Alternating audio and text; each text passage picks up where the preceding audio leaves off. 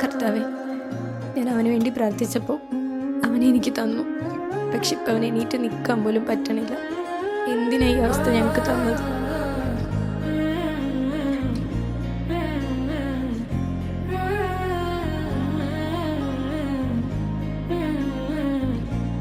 അവനെനിക്ക് വേണ്ടിയിട്ടാണ് വിദേശത്തൊക്കെ പോയി കഷ്ടപ്പെട്ടെ. അപ്പം എനിക്ക് ഒരൊറ്റൊരാഗ്രഹമുള്ളൂ, അവനൊന്ന് എണീറ്റ് നിന്ന് കാണണം.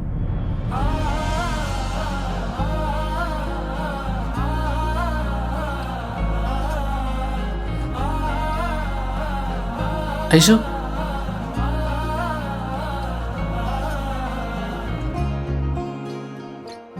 എന്തായി അരുണിപ്പോ എങ്ങനെയുണ്ട്?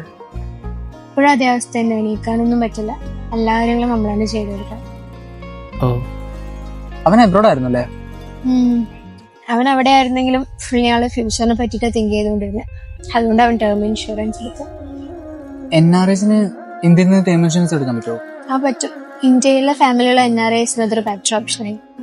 UAE, സിംഗപ്പൂർ, US പോലുള്ള രാജ്യങ്ങളെ കമ്പയർ ചെയ്യുമ്പോൾ ഇന്ത്യയിലെ ടേം ഇൻഷുറൻസ് പ്രീമിയത്തിന് 50% ഓഫ് ഉണ്ട്.